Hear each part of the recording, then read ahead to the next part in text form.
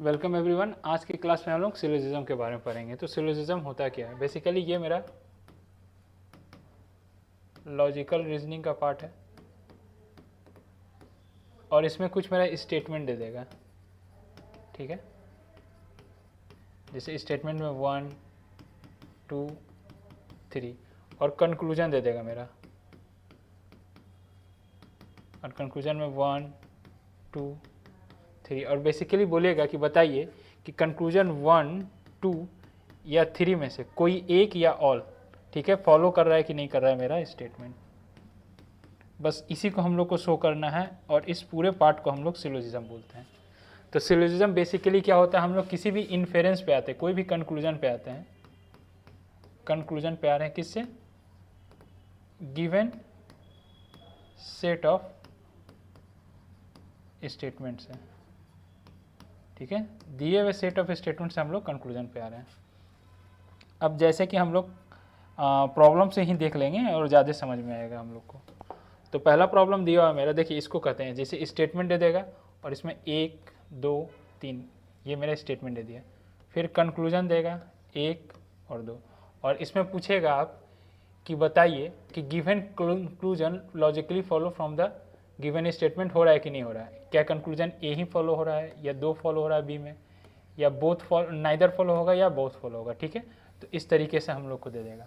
तो सबसे पहले हम लोग देखते हैं कि स्टेटमेंट होता है क्या। हम लोग पहले देख लेते हैं स्टेटमेंट क्या होता है। तो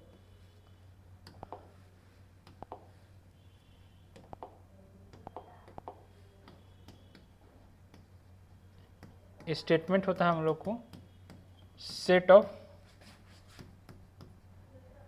प्रोपोजिशंस। सेंटेंस भी इसका मतलब होता है। ठीक है, तो सेट ऑफ सेंटेंस दे देगा।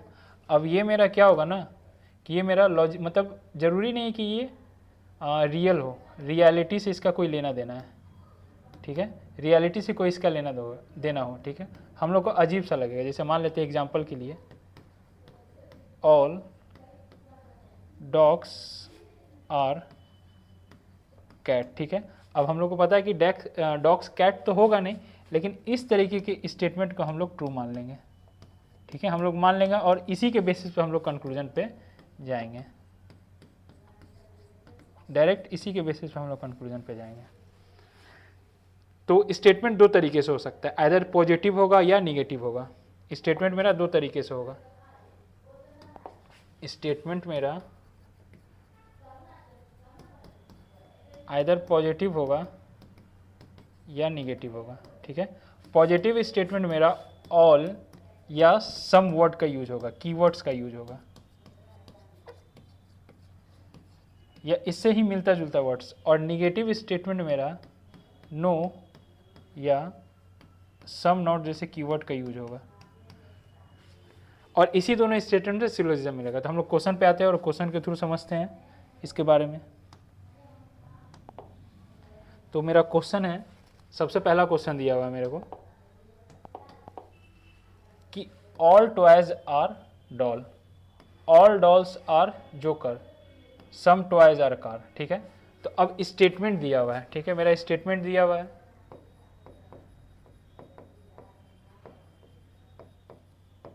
अब स्टेटमेंट से हम लोगों को कंक्लूजन की ओर जाने के लिए हमको डायग्राम का यूज करना है यहाँ पे। और ये कौन सा डायग्राम होगा मेरा? Venn diagram. जी, वेन डायग्राम का हम लोग यूज करेंगे स्टेटमेंट से कंक्लूजन की ओर जाने के लिए। तो सबसे पहले हम लोग क्या करेंगे, ऑल टॉयज और डॉल। ठीक है, तो जब वेन डायग्राम का हमको यूज करना होगा तो ऑब्वियस बात है मेरा टॉयज और डॉल, इसको हम लोग किस तरीके से सेट की तरह ट्रीट करेंगे। इसको और इसको हम लोग को सेट की तरह ट्रीट करना पड़ेगा। तो जैसे ही मेरा ऑल टॉयज और डॉल, तो टॉयज का सर्कल बनाएंगे। ठीक है, ये सेट में रिप्रेजेंट करते हैं। फिर डॉल्स का बनाएंगे, जो कि सारा का सारा टॉयज डॉल है। तो इस तरीके का हम लोग डायग्राम बनाएंगे। फिर अगला स्टेटमेंट पे जाते हैं, ऑल डॉल्स आर जोकर, सारा का सारा डॉल्स मेरा जोकर है। ठीक है, तो इस तरीके का ड्रॉ हुआ। फिर अगला स्टेटमेंट जाएंगे सम टॉयज आर कार, कुछ टॉय मेरा कार है, तो कुछ टॉय मेरा कार है यानी ये बना। तो चलिए ये मेरा डायग्राम बन गया। अब इस डायग्राम से हम लोग कंक्लूजन पे जाते हैं। तो कंक्लूजन पहला क्या कर रहा है, सम कार्स आर जोकर, कुछ कार जोकर होगा। तो यहाँ पे हम फिगर में देखते हैं, तो हाँ ऑब्वियस है कुछ कार जोकर वाला है मेरा। देखिए यहाँ पे ये जो कुछ कार है ये वाला हिस्सा, ठीक है, तो कुछ car joker, true. Some dolls are car, कुछ डॉल्स कार होगी, तो ऑब्वियस है यहाँ पे कुछ डॉल्स आ रहा है कार,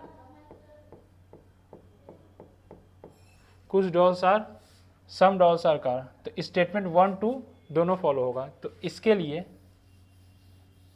इस वाले क्वेश्चन के लिए मेरा ऑप्शन होगा डी, ठीक है। अब आप इस वीडियो को पॉज कीजिए और क्वेश्चन नंबर 2 बनाने का कोशिश कीजिए।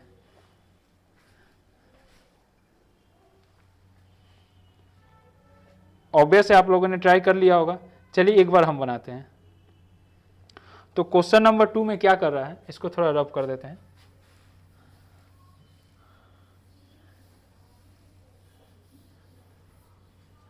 तो क्वेश्चन नंबर 2 में कह रहा है ऑल पेन्स आर बॉक्सेस, तो जितने भी पेन्स है मेरे वो बॉक्सेस हैं। तो ऑल पेन्स आर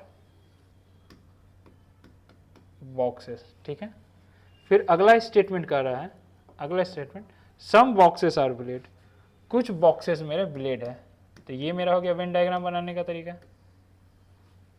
फिर अगला स्टेटमेंट कह रहा है सम ब्लेड्स आर फाइल, कुछ ब्लेड्स मेरे फाइल्स हैं, ठीक है। तो ये बना दिए हम लोग। अब कंक्लूजन निकालना है कि सम ब्लेड्स आर पेन। अब बनाने का तरीका है कि हम लोग देखेंगे कि क्या ये कंक्लूजन फॉलो कर रहा है कि नहीं कर रहा है।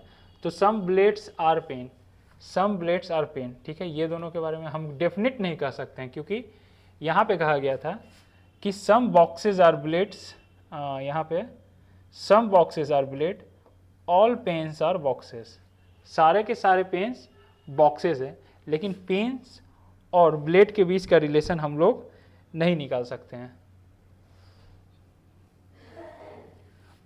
नेक्स्ट स्टेटमेंट, नेक्स्ट कंक्लूजन पे चलते हैं, जो कि मेरा some pens are files, some pens. अब यहाँ पे पेन्स देखेंगे, फाइल देख रहे हैं, ये दोनों अलग अलग है, ठीक है, ये दोनों अलग है। इन दोनों में कोई रिलेशन हमको फिगर के थ्रू नहीं दिख रहा है, नो रिलेशन इन फिगर, ठीक है। तो ऑब्वियस है इन दोनों के बीच में कुछ भी हम लोग नहीं कर सकते हैं।